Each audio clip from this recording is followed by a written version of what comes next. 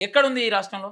షాబాద్ లాంటి ఇన్సిడెంట్ గుర్తురాదు. ఈ రాష్ట్రంలో ఒక రోజున ఒక 4, 5 అఘాయిత్యాలు జరుగుతున్నాయి. లవ్ జిహాదీ కేసులు జరుగుతున్నాయి. అవును. ఈ రాష్ట్రంలో డ్రగ్స్ మీద అవేర్‌నెస్. డ్రగ్స్ అనేది విచ్చలవిడిగాని.